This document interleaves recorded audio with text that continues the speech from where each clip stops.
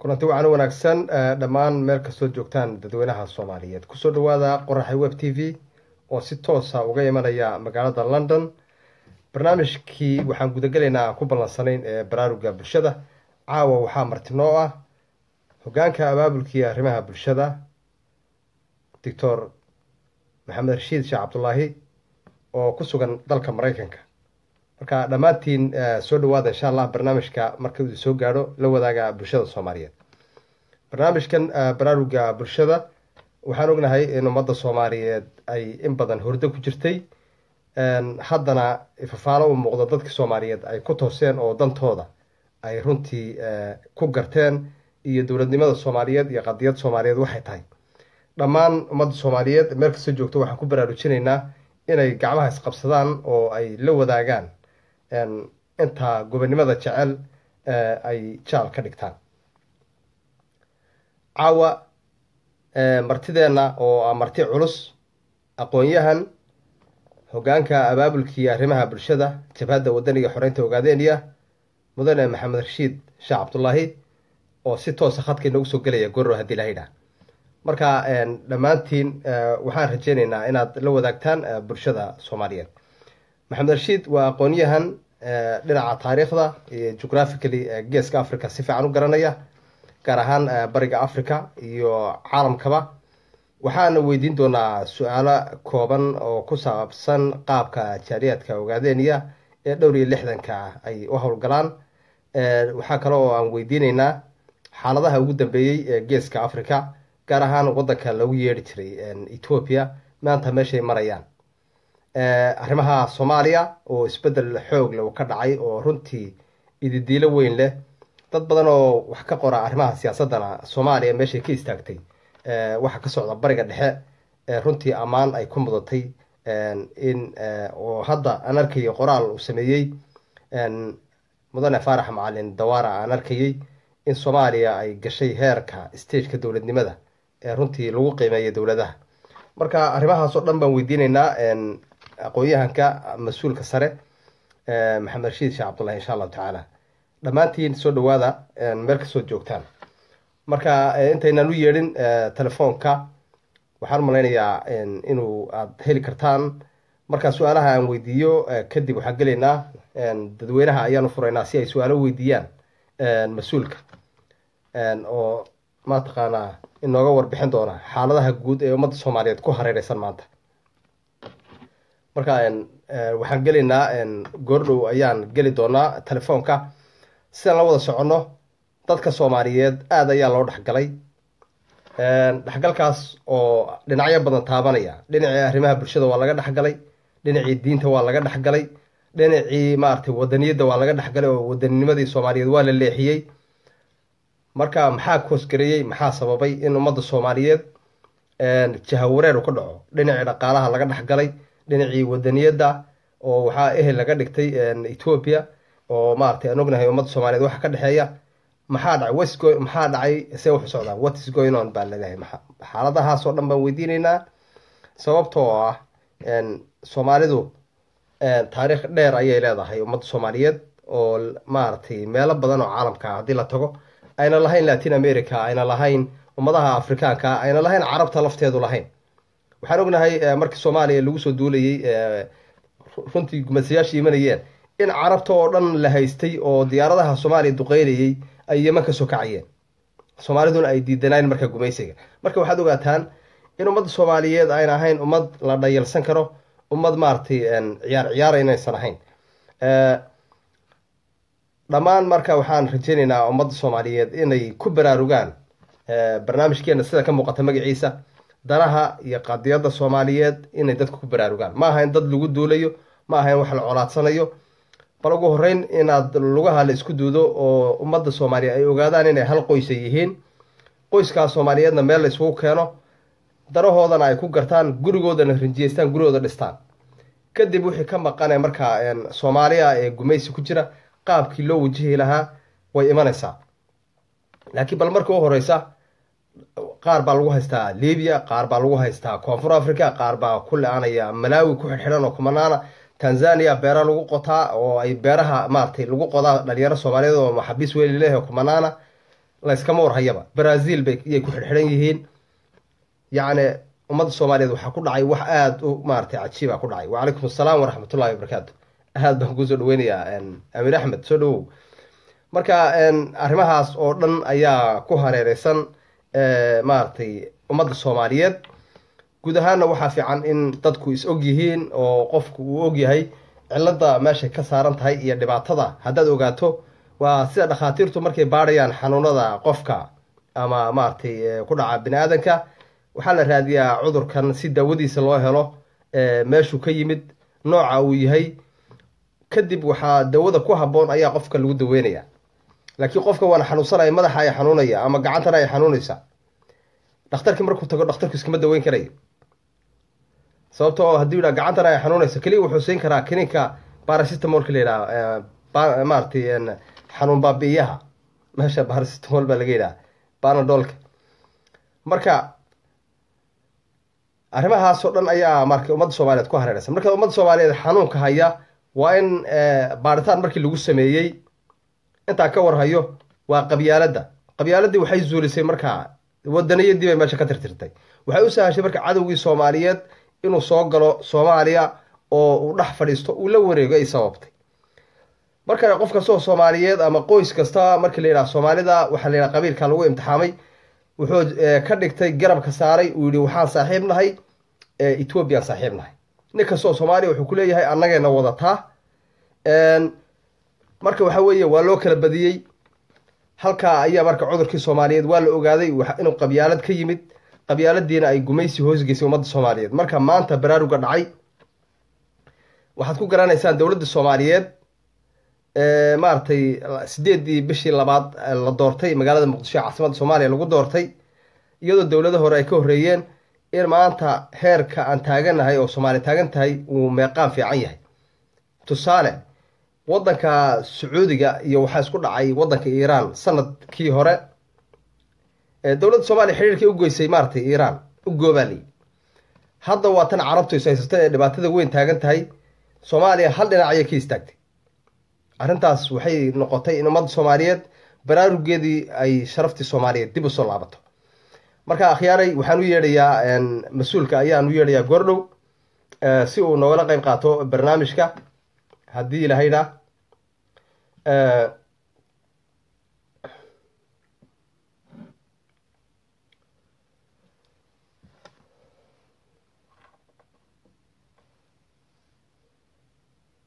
marka dhammaantiin sheergaraya marka la wadaaga bulshada insha allah si aynu barnaamijkeena u gudagalno haddii ilaha yidhaha mar dhow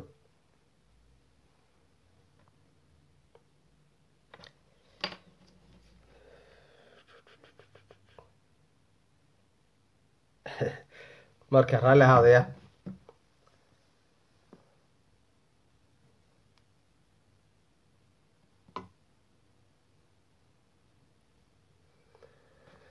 marka dhammaantiin meel kastoo joogtaan isku dumnidu waa lagama maarmaan iyo qofka soomaaliyeed inuu samaha ka taliyo ayaa lagama maarmaana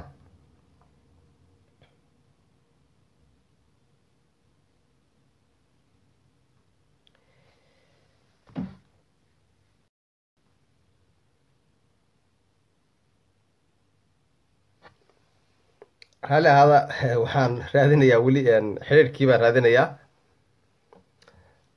oo aan goordhow geli doona haddii ilaa yidhaah caawa waxaad haysataan mas-uul ku habboon aqoon-yahana ku habboon arrimaha geeska africa gaar ahaan ummadda soomaaliyeed runtii aad ka haqabeynaysaan caawa waxaan jecelahay in inta wadaniyadda ee soomaaliyeed ay soo beegsadaan caawa barnaamijkan hadday joogaan muqdisho jigjiga hargeysa jabuuti iyo dhammaan magaalooyinka soomaaliyeed intay soomaalida maaragtay caasimadaha waaweyn ee waddanka soomaaliyed ummadda soomaaliyeed leedahay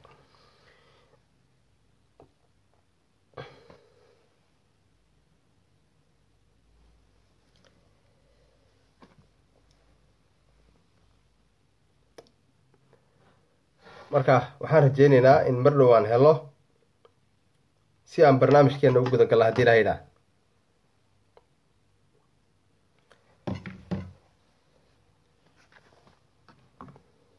raalli ahaada.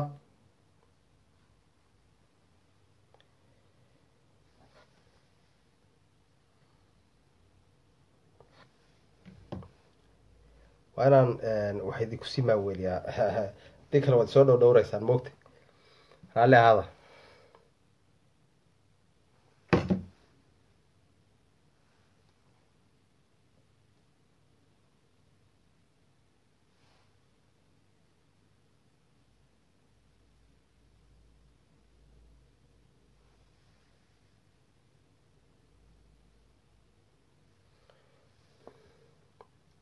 raalli ahaada.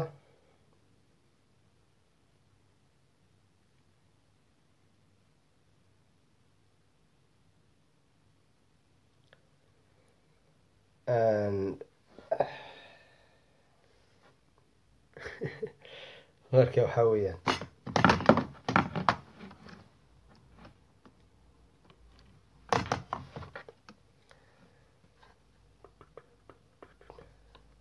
akhyaarays waad raalli ahaaneysaan. waan guda gelaynaa barnaamijkeena.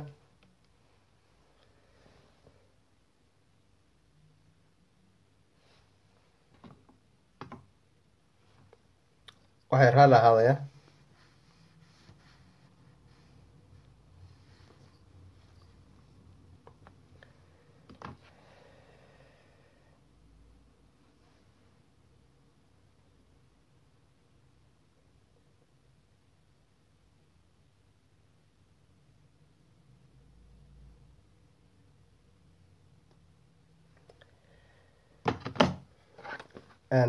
waxaan u malaynayaa inaan ka bixi doono kusoo noqonayo ayaan u malaynayaa leanna telefoonkii ayaa ku jira xaggan. marka waan sibuu u miisgaraysan yahay insha allahu tacaala. marka I hope inaan helo hadduu ku jirana inuu isoo wacaa ficnaan lahayd maxamed rashiid. marka waxaan qoraxay hawlwadeenka qoraxay waxaan ka codsanaynaa in uu nasoo waco maaragtay mas-uulka. lambarkii ayaa miisgareeyey. markaa sidaad la wada socotaan dhammaan xaaladaha soomaaliya laga soo sheegaya maanta iyo geeska africa waa arrimo aada u wanaagsan. runtii waxaad moodaa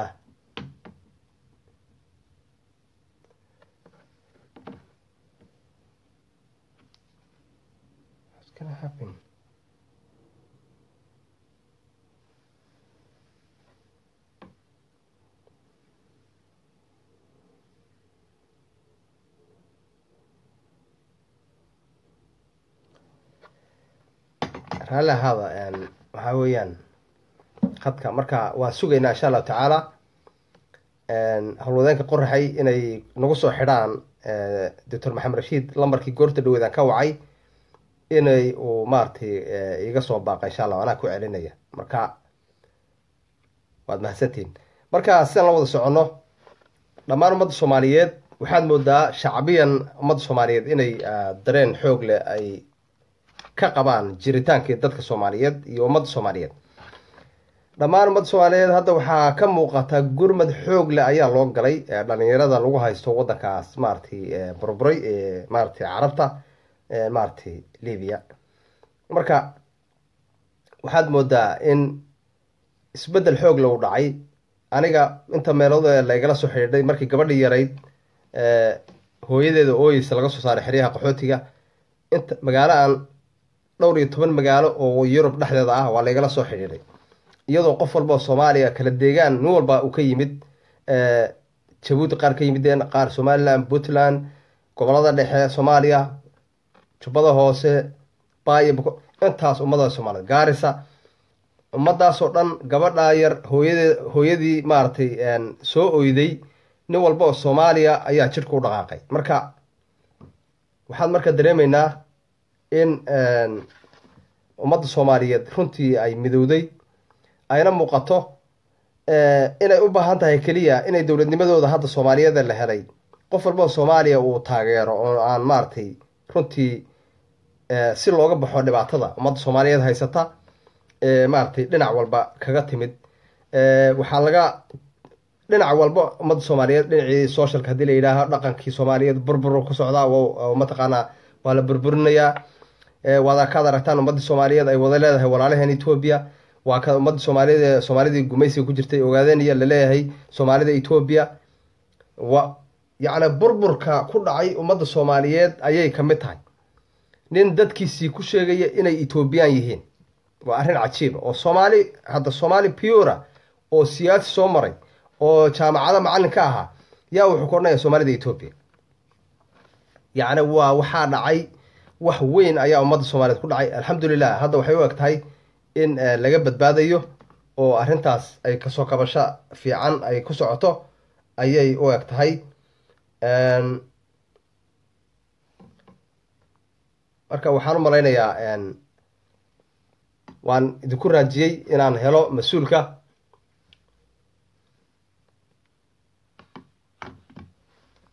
marka dhammaantiin waan idin soo dhaweynayaa meel kastoo joogtaan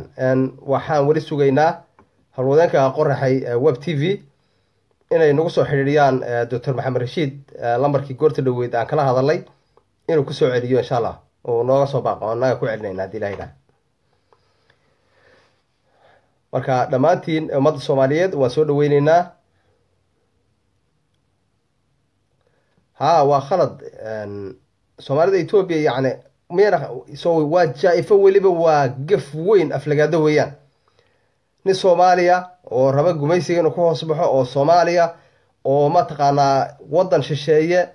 oo Soomaalida mataqaanaa cadow u ah uu gumaysanayo yad haddana ugu abtirinaysaa bal ka warrama waxaad leedahay Soomaaliga Ethiopia isma galaan adeer miya isqaadan karaan Soomaalida Ethiopia ma jiraa amxaarka Ethiopia ma jiraa oromada Ethiopia ma jirtaa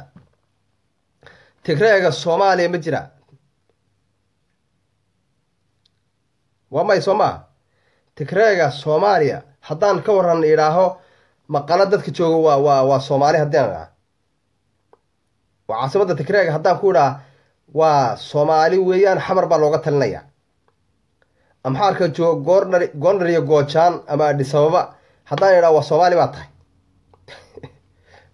waa cajiib macnaha waxyaalaha dadka Soomaaliyeed yacni waa tiiba yacni wax weyn baa Soomaalida ku dhacay marka amxaarkaad aragto wuxuu ku leeyahay dadka Soomaaliyeed waa Ethiopian haddaad ogolaatay ninka jijiye jooga qabri dahar iyo dhagax bur iyo goday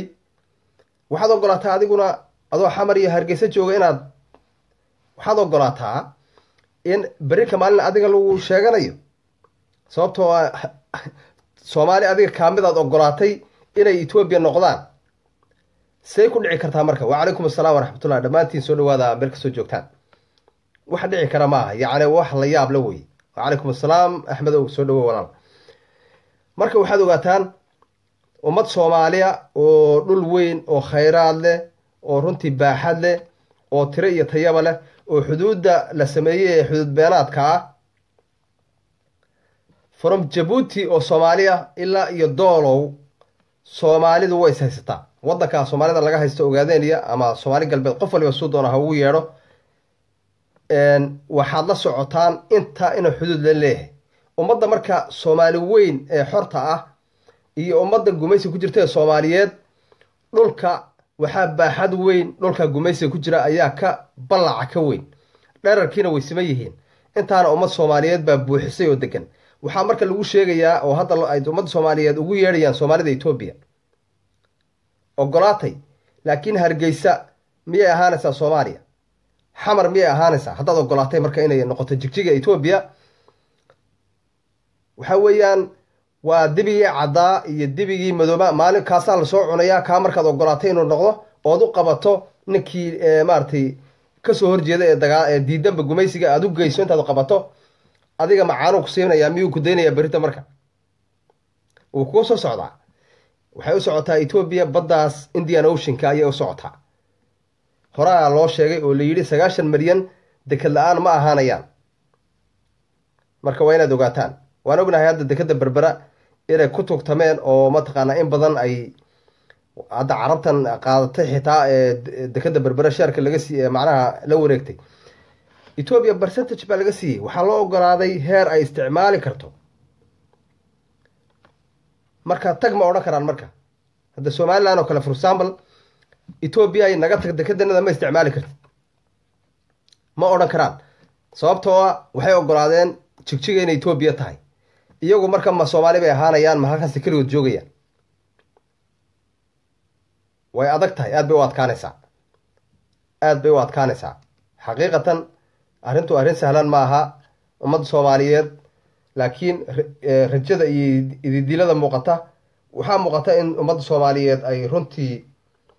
hadda dib aada moodo inay baraarugan hadda barnaamijkan aan wadno ee baraarugan bulshada inuu hirgalay oo runtii dad soomaaliyeed oo badan ay dadaalayaan shacbiyaddii gudaha ku jirtay ummadda soomaaliyeed ay dareensan yihiin dhibaatada iyo waxa gumaysi yahay inay u ooman yihiin soomaali maaragtay calankeedu suran yahay gobonimo leh sharaf ku maraysa geeska africa nin baa wuxuu ii sheegay uganda 2009 baan tegay magaalada kambala la yidhaha nin oday oo ganacsada ah ayaan la kulmay oo patrol station ku leh wuxuu igu yidhi soomaalida 80-yadii ilaa iyo xitaa maaragtay 9-meeyadii markii la soo gaadhay sharci lama weydiin jirin dadka soomaaliyeed ninku soomaali hadduu yahayba nin kibirsan buu ahaa shaarkiisa cad yahay gabadha soomaaliyeed nin afrikaan ama madowgaas yacni suu kula hadla way adkaan jirtay maxaa sababay marka maanta in la wada hoos fadhiisto waxaa sababay in qarankii soomaaliyeed meesha ka baxo qabyaaladda iyo mataqaanaa arrimahaasoo dhan ayaa sahlay oo runtii dhibaatada ummadda soomaaliyeed u keenay marka waa inay ogaadaan ummadda soomaaliyeed gacmaha haddaan isqabsan oo maaragtay aan soomaalidu midoobin haba yaraatee dowladda soomaaliyeed gacmaheeda lugaheeda si ugu istaagtaa aad bay u adkaanaysaa marka waxaan idinka codsanaynaa dhammaantiin barnaamijkan gaadhsiiya bulshada soomaaliyeed waxaan martideennii ayaan sugaynaa weli inaan maaragtay helo si aan u galna barnaamijkeenna haddii la haydhaa aan maaragtay u guda galna haddii aan la idmo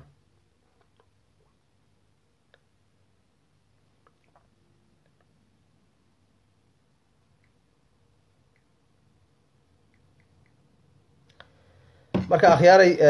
sidaan la wada soconno waxaa socda qalalaaso weyn ayaa ka socda bariga dhexe oo wadamada carabta haba iskhilaafay waddan kamid a wadamada carabta ayaa la takooray oo maaragtay albaabada laga xidhay waxaad markaa moodaa ummadda soomaaliyeed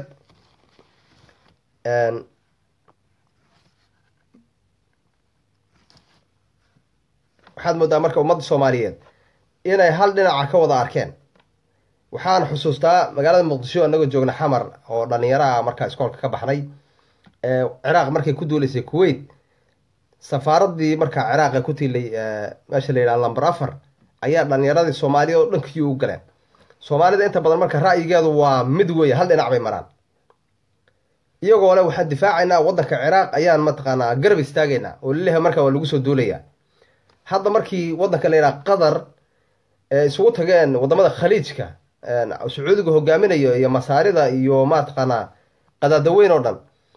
dadka soomaaliyeed oo dhan waxaad moodaa markii inay hal dhinac hadda ay u badan yihiin oo leeyihiin hey wallahi dowladda soomaaliyed way ku saxan tahay inay qatar ay hawadeena isticmaasho oo maaragtay godoominta ayna kusii jirin waa dadka soomaaliyeed oo dhan badanaa way taageersan yihiin marka dhinaca walba haddii laga fiiriyo soomaalida waxaad moodaa in ay baraarugeen oo tooseen marka weli waxaan sugaynaa halwadeenka qoraxay web t v inay nagu soo xidhaan doctor maxamed rashiid telefoonkii aan ka wacnay goordhaweyd inuu dib nooga soo baaqo si aan u wacno leanna lambarkii aan ka wacay lambarkii uu kasoo bixi laayahay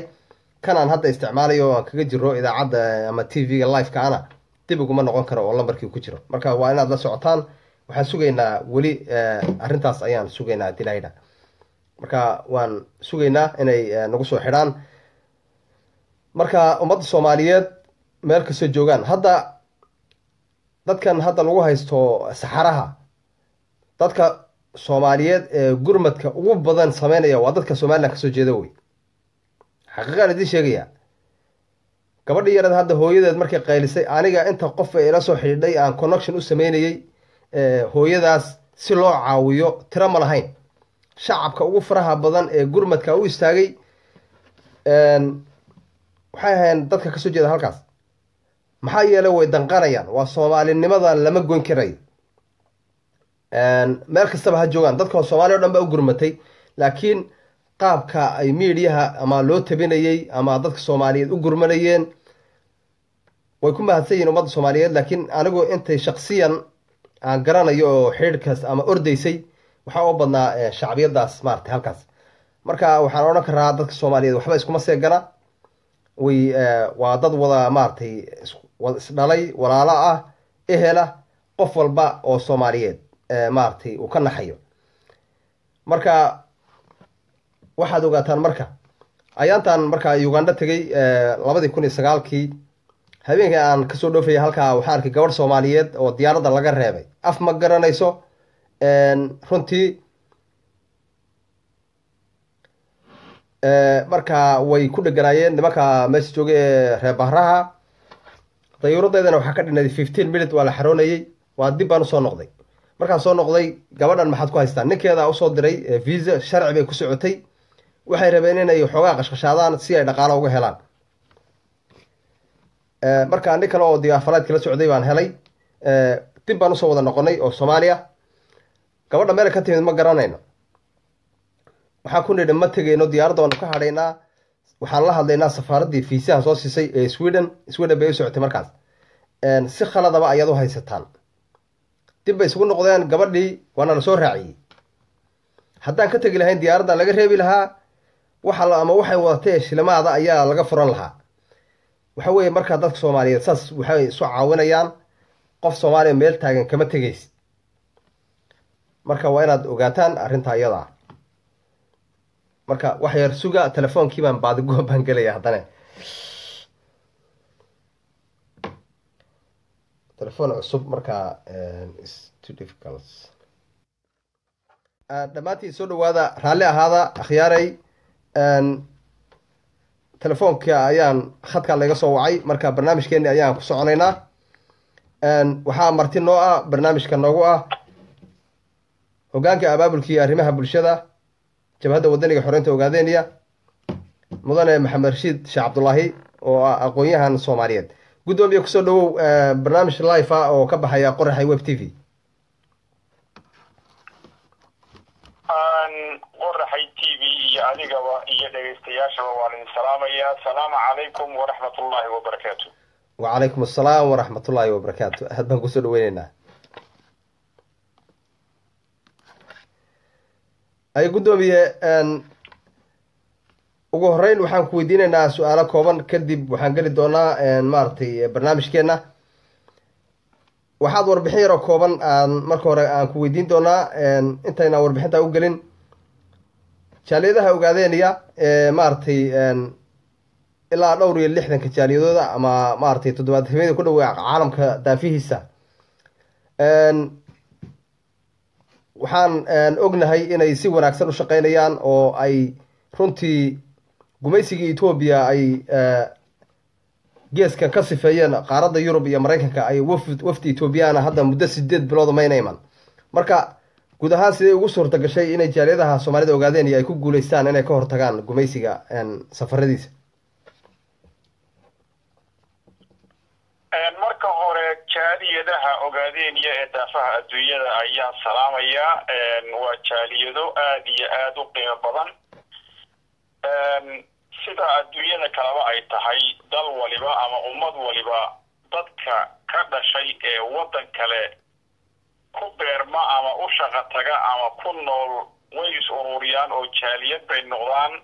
dalahooda midaysan ay ka wada xidhiidhaan. kuwaan bayna ka mid yihiin jaaliyadaha Ogaadeniya oo meel kasta oo adduunyada oo ay joogaan waxay leeyihiin xidhiidh iyo nidaam maamul. taas ayay marka koobaad danahooda dalka ay joogaan ay kagala xidhiidhaan oo ay noloshooda ay ku dabartaan.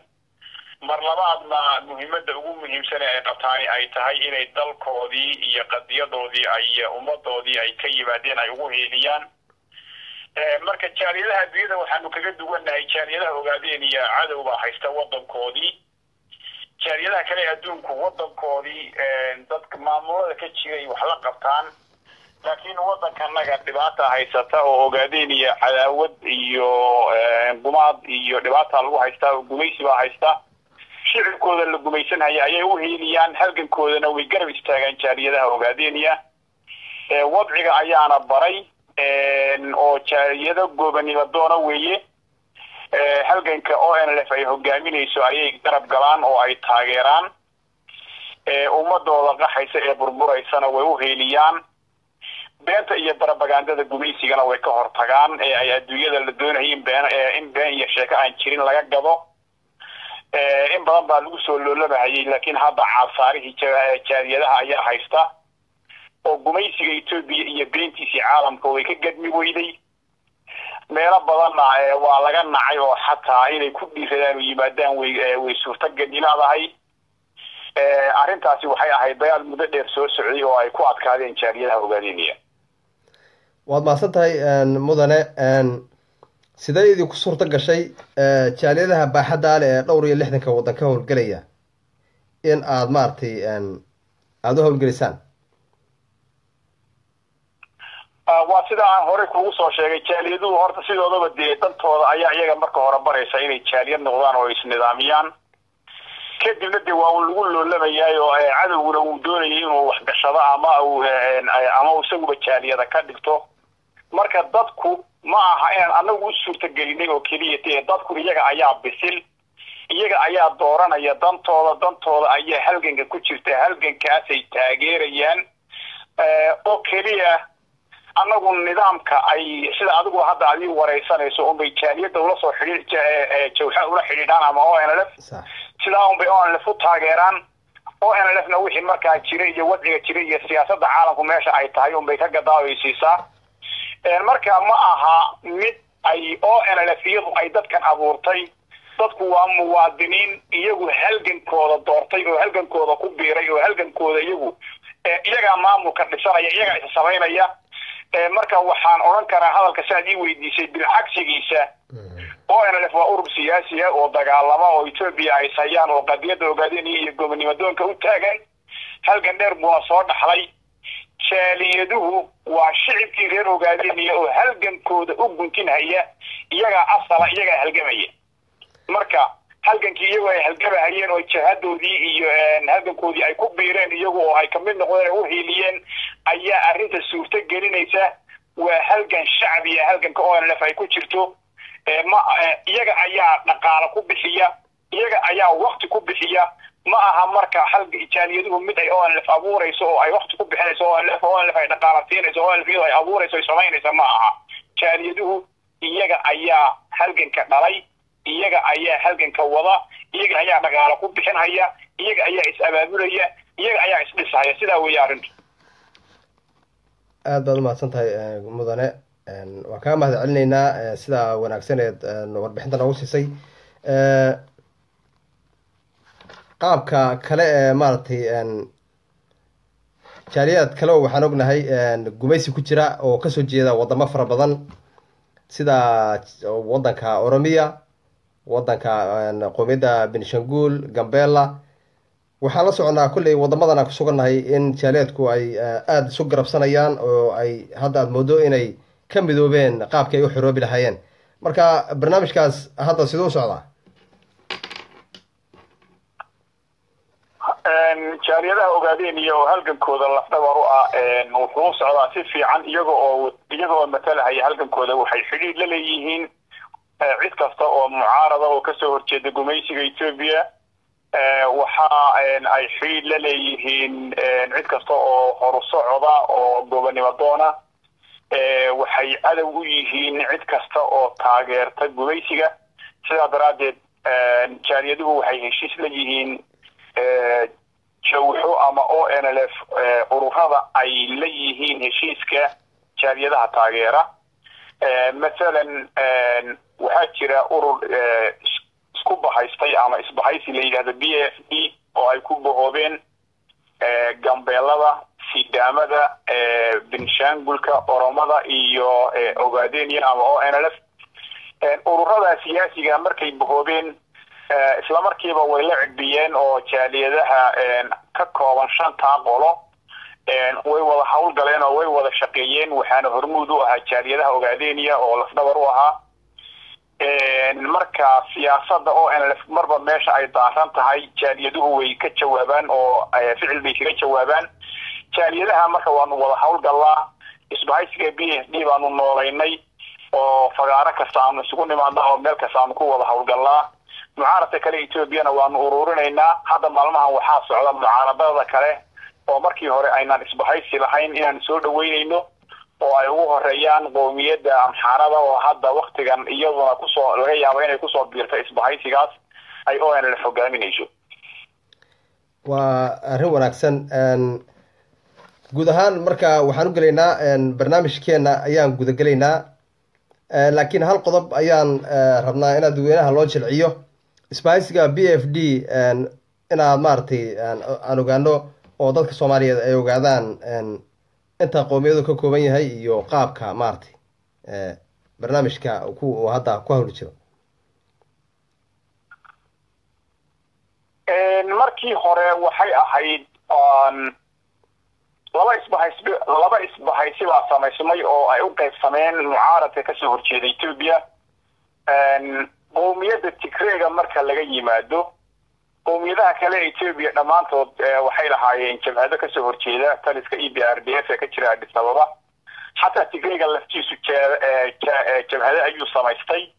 ka soo horjeeda taliska Addis Ababa laftiisa oo taa dadka waxaan doonayaa inay saa u fahmaan حتى تقريبا لفتيسي إني كلا جميعين وقار بدني أي ديار ويهين إني أمضاء بوبني ودونك عندك الرعام وخرالات EPRDF أي كوري مدن مركا وحلوق جايب سمايدن عدادية وجميسي كتيرة هي ضد يجوا إثيوبيا لماذا رأى كو لكن ما ممكن حن إلا بدل الدولة هي مثلا تقريبا أمحارة حفرتها يو قيبير أو جنبيلا كترسن waxay samaysteen isbahaysi laakiin isbahaysiga weyn wuxuu ahaa dadka la calaadinayay ee la gumaysanayay ee inay ka hoos baxaan gumaysigan diyaarka u ahaa sida Ogaadeniya, Oromiya, Gambela, Benishangul iyo Sidama shanta urur oo noqonaya populationka ku hoos nool gumaysiga Ethiopia boqolkiiba 75 wax ka badan مثلا هي أيها كله بيوركن BFD أو الله يسنبه سمايستي أو تستوري النظامية أي قوة هالجران النظام سمايستي وشل أو كلا شوكتا لكن ضغط أو سكسيو ده هالجلا هي حاجة عيدا كي حاجة أريمة دي بدأ الله النظام ده يسمى قوة هالجلا هي BFD نوع الله يكات أما إصبحي سيجات ويي سلاكو سمايستي لكن هذا واحد مودا إن لولا سيبان هيو كوي كلا مركي هو لمودا هي هنا يجو أي كوكا عسيه هنا تبين ولا يارين تلفتوا إلى هذا إني كمار من أيهين إصبحي سجام أو هذا وكوي أمحارة وإصبحي سجي كلا لفنا واحد أي ONLF أو إصبحي سجام هرمودو واحد أي واحد ويتوضع هذين جربنا يكون هذين مركب BFD ساسوها وأرمودس وشري وسوش جيو أنت هذا كعلم كوسعيبة وكي ONLF جاليدها تاgeeray Ogaadeniya idaafaha adduunka ka jira iyo Oromiya ay wada hawlgalahayeen ee mudaharaadyada wada jirka ay meel walba ka dhigahayeen shirarkii golaha dhexe ee Oromiya iyo kii ONLF labadabana mas'uuliyiinta labada urur way isku si ay u qayb galahayeen oo ay u dhageysanayeen afkaaraha iyo doodaha ka socda marka BFD hadda urur hirgalay oo Allah ilaho jira weeye aad baad mahadsan tahay mudane waxaan guda galaynaa marka barnaamijkeena xaaladda geeska Afrika inteenaan telefoonka khadka telefoonka u gelin xaaladda geeska Afrika isbedel weyn ayaa ka socda waddanka Ethiopia kacdoon ayaa ka bilowday 9 November 2015 haddana dawladda Soomaaliyeed maartay inta badan ay dhibaatada ku hayeen maartay qoladan wayaanaha waatan hadda dhisantay February la doortay dawladda cusub oo Soomaaliyeed oo runtii dadka Soomaaliyeed aad moodo hadda inay aad ay u taageersan yihiin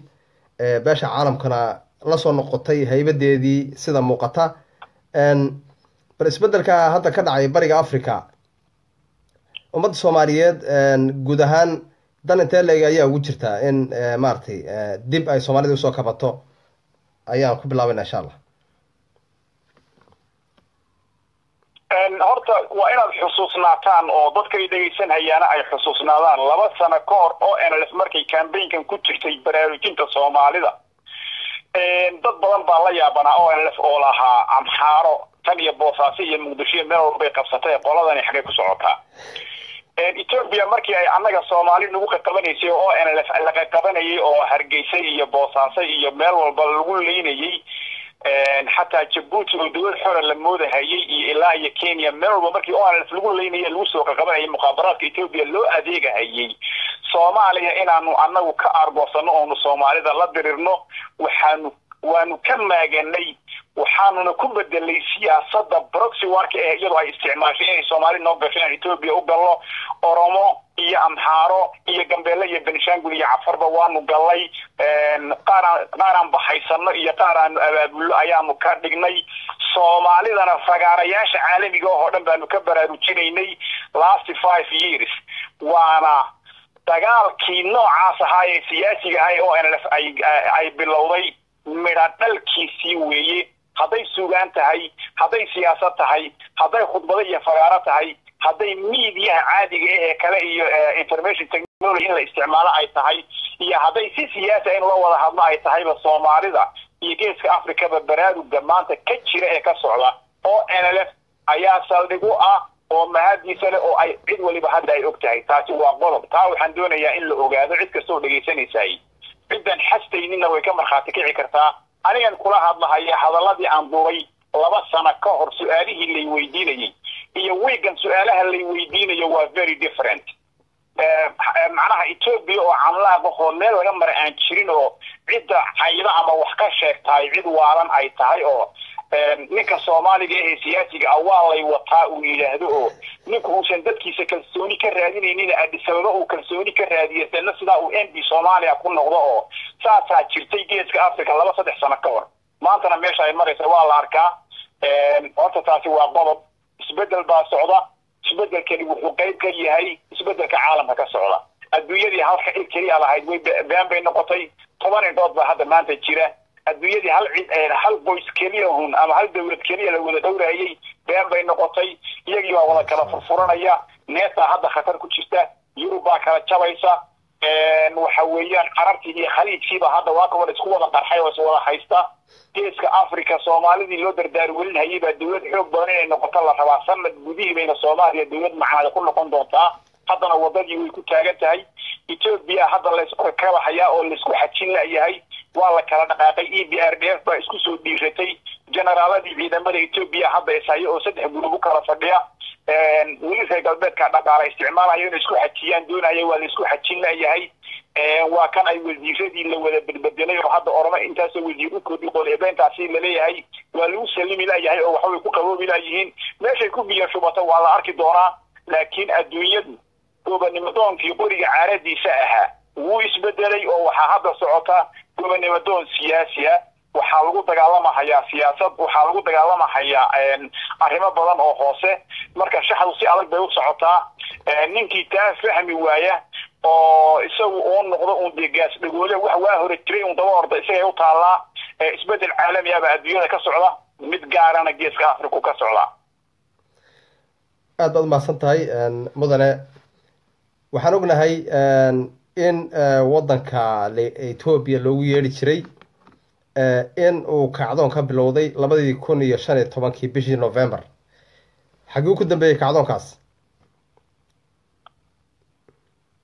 kacdoonkani waa kana hadda ka sheekeynayay Oromiya iyo Amxaaro ayaa la leeyahay kacdoon bay bilaabeen laakiin de kacdoonka oo lafba ka horeeyay oo la cibdiyay markii horeysay talakii baarbeef u yimid kacdoonkan marka hadda media la geliyay ee adigu hadda aad sheegayso kacdoonkaasi xoog buu yeeshay laakiin international community hal la yiraahdo ama dawladaha reer galbeedkuba aan niraahno oo hadda adduunyada markii hore iyagu awood isbidahayay waxay damceen inay taageeraan Oromiya iyo Amxaaro iyagoo inaga indhaha inaga laalinaya reality baa ku soo baxday Oromiya iyo Amxaaro la buunbuuniyay labada qowmiyad oo weyn kacdoon dhaba buu ahaa tigreegu ugu bilgishay Amxaaro iyo Oromo oo run oo labada qowmiyad ugu tira badan way soo bixeen laakiin siyaasadda meesha taalla nuxurka ka soo sheekaynayay ay ONLF hooyada u ahayd ayaa ONLF indhaha laga leeyay way socon weeyay marka Oromiya Amhara way isla jaan qaadi kari waayeen si kale uma socon waayeen way isla jaan qaadi kari waayeen Tigreegu ma uusan helin chance oo kaliya wuxuu helay naf dheeraysi markay Oromiya Amhara isla jaan qaadi kari waayeen oo labadoodii ay midba u buur fuulay waana taabta hadda la rabo dawadeeda in la waxeeyo ciidamada Itoobiya waxay soo rogeen bandow wadanku wuxuu ku jiraa bandow qori baa lala hortaagan yahay aqal kasto Oromo iyo aqal kasto Amhara ah kacdoonkii waa sidiisii laakiin siyaasadii midaysnayd ee iyaga aayar kursiga lagaga riixi lahaa bay keeni kari waayeen labada qowmiyadood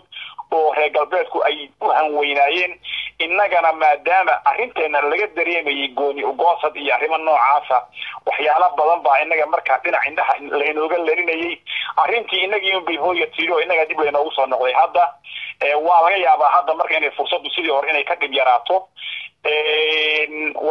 oo dib loo wada hadlo oo mucaaradku dib ay wada hadlaan hadday mucaaradku siyaasad midaysan la yimaadaanna kacdoonka aad sheegtay ee xilligaa bilaabmay EBRDF furay khalkhalka geliyay dhaqaalihii Itoobiya salka dhulka ugu dhuftay wali wuu taagan yahay Oromo waa tabteedii ma jirto cid nabadgelyo ku dhamartay Itoobiya bartamaheeda gobolada bartamaha ku yaalana waa Oromiya iyo Amhara weeyaan dhaqaalaha ugu badan ee Itoobiyana labada ummadood uu ka iman jiray labaduba dhaqaalahoodii hadda wuxuu ku jiraa khatar meel adag buu marayaa isbedelkaasi wuu socdaa kacdoonkaasi wuu socdaa waxa hakiyayna waa Oromiya Amhara oo isla cageli waayay iyo inaga oo waxan oo dhanba hooyo wahayn oo markii hore indhaha leenaga leeyay laakiin hadda waxaad moodaa inay dib raasi ugu soo noqdeen waa jawaab fiican weeye mudane sidaan la soconno halganka ogaadeenaya 25 sano u dambeeyay keligii ayuu ahaa oo ay waxay Soomaalidu ku sheegaan 9 milyan ay urka ONLF iyo shacabka ogaadeenaya la daga ay maartay ay iska celinayeen ummadda Soomaaliyeedna waxaan ognahay dhibaatada in ay ugu sii wacnayd oo dawladnimada Soomaaliyeed loo ragaadinayay haddii ay Soomaaliya dawlad noqoto waxa la ogaadeenaya ay caawinayaan maartay qaranka Soomaaliyeed hadda waxaad moodaa qaranka Soomaaliyeed dib u dhismay ururka ONLFna gudaha Itoobiya ayay wax ka sameeyeen siyaasadda saad hadda noo sharaxday inay isbedel weyn maartay shacabka Itoobiya lagu gumaysan jiray ila Itoobiya waxa la yiraahdo Oromo Itoobiyaan ma aha maadaama ay arrintaas dhacday oo hadda ururada isbahaysyada ay dhaceen kacdoonkiina weli uu sidii u taagan yahay wadankuna uu bandow yahay oo 6 bilood ay ka dhamaatay Itoobiya maartay Tigreega ay lahaayeen waa martial law 4 bilood ay ku dareenayaan oo maqaala ah marka halka waxa ka cad si aad noo sheegtay inuu kacdoonka ayna fariiqo qodnayn marka siyaasadda ururka ONLF runtii dad badan oo Soomaaliyeed oo indhalgarada waxay ku macnaayeen saad hadda noo sheegtay in ay sal u tahay kacdoonka Itoobiya ka socda iyo maartay qoomiyadaha laga tirada badan yahay ama maartay kuwan majority-ga ba ahaa sida Oromada oo kale in ay ummadda Soomaaliyeed ama gaar ahaan ururka ONLF uu sal u yahay gudoomiye ma waxaad isleedahay Itoobiya si nabadgelyo ah ayay xukunka kaga tagayaan nimankan Tigreega mise waxaan gali doonaa khadka telefoonka mise nimankan sidii waagi hore bay qori kaga tagayaan mise waxay wada hadal ayaa la gelayaa markay isbahaysigan hadda weyn oo abuurmay ururka ONLF hogaaminayo wada hadal bay la gelayaan si nabadgelyo ay qoomiyad walba ku qaadanaysaa xuquuqdeeda horta Itoobiya waxa u malaynin in sida hadda Carabaha iyo Soomaaliya iyo dadkan iyagu aan tolka lahayn ay u burburayso Itoobiya damba laga leeyahay halgankiina wuuba isbedelay oo sidii waayadii hore ay wax isu bedelayeen way isbedelaysaa arrin yar baan rabaa inaan ku ifiyo horta marka horeba Itoobiya baarlamaankeeda qowmiyada ugu badan waa Oromo laakiin waxay ahaayeen niman aan macna lahayn oo loo yeeriyo wasiirada ugu badanna waxa leh Oromo haddana iyaguna waxay ahaayeen kuwa loo yeeriyo madaxweynuhu wuxuu ahaa monarchy iska ahaayso power lahaanina wuxuu ahaa Oromo ninaan awood badan lahayn buu ahaa ra'iisul wasaare ku-xigeenku waa Oromo magaalada Addis Ababa maayarkeedu waxa wada Oromo meesha waxay boosaska waaweyn oo dhan rag baa ku naban Tigray ah oo ku xigay iyo xafiis wada jooga security-ga iyo ciidamada iyo meelaha halbuulayaasha ana waxa hayaay waa niman Tigray ah marka waxay ahaayeen figaro aan awood lahayn bay ahaayeen tan lagu dagaalamayaa waa taas wasiiradii waa la bedelay wasiiradii macnaha lahaa orama hadda qaarkood laga dhigay sida ka arrimaha dibadda waxa weeyaan hadda waxa lagu murmahayaa in general baadleeyihiin marka arrimuhu horta saaf dhinaca way ka soo dhamaanayaan oo Tigrayga hadda waa lagu dhiiraday EPRDF oo maladana wuxuu doona u yeedhiyay ahaan jirtay suurtageli weynay ra'iisul wasaarihii ugu baawarka badnaa haba hadda maqaarsaar iska ahaado waa qowmiyad kale marka Tigraygi sidii awr ay wada lahayn maanta oo malaha iyagii baa soconayo is haystay talaaladoodii baa iskhilaafaya one by one baa loo bedelayaa compromise kasta oo loo soo jeediyo way ogol yihiin oo hadda hash bay noqdeen oo wax jilicsan oo nugul bay noqdeen glass hadiiba aan si kale wax isu bedelin doorashada soo socota mid dadka loo yeeriyo cidii la doono lagu khasbo ma noqon doonto dawladaha reer galbeedku marka waxay cilaajinayaan oo deedeeyaan sidii isbedel ku iman lahaa waa laga yaabaa in marka wax transitional oo lagu meeyay hal la sameeyo la yiraahdo oo la yiraahdo ururada kale iyo EPRDF waxa wada sameeyaan waa laga yaabaa noocun in ciidamadani ay si askari u sameeyaan waxba iman doona kulli la wareejinayo anigu hadda sarta kuma fiiqayo oo doonay waa sidaas laakiin in Ethiopia ay qalalaas oo ka dhaco waa 70% lama filayo 70% kale wuxuu noqonayaa si uun kale in isbedel uu ku yimaado isbedelka imanayana ma aha mid joogsanayo waa mid socda wada la saaran yahay waxaan xusuustaa magaalooyinkii aan ku koray iyada oo Soomaali wax sheegta ay laba ruux saddex ruux mushaari ka yihiin maanta dulliba ha iska ahaadaan oo nima wax loo yeedhiyaba ha iska ahaadaan boqolkiiba waxa joogay waa Soomaali bayna wax ku qoraan waxa weeyaan dhibaat la isuma siinin waa wada aynu soo maray ana kamid ah kuwa Soomaaliga ku bedelay manhajyada iyo FTB waxa qorayay baan kamid ahaa marka waxa weeyaan wada la hayaa horumar baa la gaaray isbedel baa dhacay isbedelku meeshii maanta la gaaro lagama noqonayo waa laga sii soconaya ilaa wixii oo dhameystiran aad ka helayso tii baana socota isbedelka dhacaya waa mid lama quraan ah oo khasab ah waliba hadda uu degdegayaa si degdeg buu dhacayaa laana Tigraygu ma aha niman hadda xaga badan ku taagan laakiin nooca uu toqon doonayo soo iman doono lama qiyaas karayo example ogaadeen iyo siyaasad baa ka jirta urur siyaasi oo RLF oo caalami oo cadowgu og yahay cid walba og yahay wada hadal laga ogol yahay oo reer galbeedku markii ay indhaha ka baaliyeen hadda ay dib ugu soo noqdeen oo aan qarsoonayn ba siyaasadda ogaadeen iyo hogaaminaya waa mid amxaaro oo aan sida u tabarsadnayn siyaasiyan laakiin qowmiyad ahaan fara badan baa iyadu jirta qol walba dhulkeeda iyadu leedahay bay aaminsan tahay weyna leedahay inay ku adkaatana waa xaqiiqa marka waxa isweydiintana waxa weeyaan magaalada Addis Ababa tadisi ka jiray yaa ka go'i doona yaa kamid ahaan doona inta laga mid yahay ama inta macnaha aan laga go'in sideeba wax loo transitional iyo nidaam see loo si samayn doona kani haduu shaqayn waay keen lagu bedeli doona that's the question so answer u baahan waxay noqon doontaa waynu u joognaa waa jawaab fiican weeye gudoomiye waxaan geli doonaa khadka telefoonka ayaan furayaa marka dadweynaha cidii su'aal qabta way u soo jeedin karaan gudoomiyaha si uu uga jawaabo ama aqoon-yahanka martida noo ah mas'uul ka tirsan jabhadda wadaniga xoreynta Ogaadeniya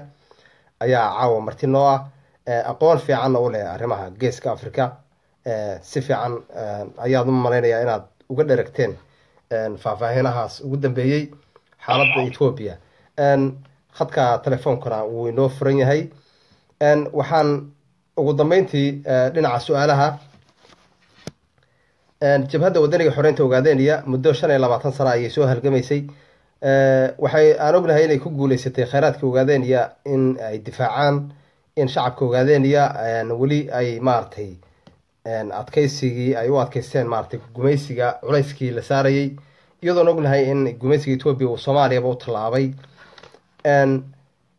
nimanka Tigrayga ma qomamaysan yihiin baad is leedahay dagaalkii ay Ogaadeniya ku soo qaadeen 94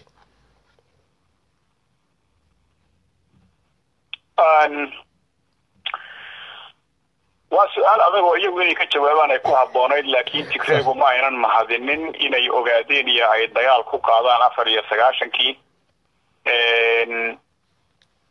waxaanse caddaynayaa inay ahayd khiyaamo taariikheed oo ay galeen waxaa kale oon caddaynayaa inay ahayd waxa iyaga hadda holgay ee xukunkoodii waqti cimrigiisii soo gabagabaynaya inay arrintaasi ka kow ahayd tigreega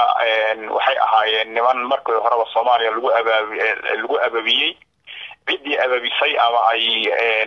ku wada jireen koorsada oo NLF ba kamid ahayd oo ka hoos dhalatay WSLF waanu isnaqaanay mas'uuliyintooda intooda badan dadkii saa u soo wada halgamay baanu ahayn markii iyaga la geeyay Addis Ababa oo xukunkii Itoobiya lagu aroosay dhabarkay noo jeediyeen qadiyadanadii oo ay xog ogaad u yihiin bay indhaha ka laliyeen inkasta oo hadallo macquul ay mararka qaarkood nagula hadleen oo meelaha qaarkood looba garaabi karo مثلا hadda waan taagnaa macnaha dad ku yiri baan kamid ahaa ninkan hadda jooga abaysi hay la yiraahdo hadaan idinla diriirin xukunka waa laga qaaday waa laga tuuraya marka inaan xoog idin ku hayno waan ku khasbanahay hatta eriya nooca ah way nagu yiraahdeen si kastaba qadiyada ogaadeen iyo way la dirireen waxaan marnaba aan meesha ku jirin inay xataa si shicib ay noola dirireen oo dadkii reer ogaadeen ay si cadawtinimo in oo la diraan baas badan ba ma ayna lahayn laakiin ay shicibka ogaadeen in la gumaado oo shicibkii la nugleeyo oo shicibkii la bixiyo oo tuulooyin la gubo arrintaasi ma ahayn arrin meesha ku jirtay ama aadaminimo ahayd iyaga oo wajahada ahayo shalay talisadii amxaarada nalaayay oo tuulooyinka nagi iyo dadka nagi gumaaday iyo ku dacwoonayay marka inay qoomoodaan iyo inay qoomoonin iyagay u taala laakiin hadda dhowr nin oo lacaga samaysatay oo dibadaha lacaga dhigtay waxaan ahayn oo ay ka faa'iideen hadda oo saasi ma jirto qowmiyada badan baa ka faa'iiday oramadu way ka faa'iiday more or less dadweynaha reer ogaadeen iyo waa la baabiyay waa la burburiyay wax badan baa lagu sameeyay laakiin wixii haddana meeshii uu joogay ee ay qaar adeegsanaysay ee hadda meeshii ka muuqday waa dad Soomaaliyeed iyagu ciidan korkood ku taagan oo gawaadi saaran oo inay iska bixi la dareemayo baa ka jooga wadanka ogaadeen marka wadcigu waa sidaas laakiin inay qoomoodaan iyo inay qoomoonin wax iyaga u taala waad mahadsantahay gudoomiye aad baad mahadsantahay waxaan u maraynayaa khadkaan geli doonaa goordhow haddii ilaahay yiraahdo khadka telefoonka ayaan gelin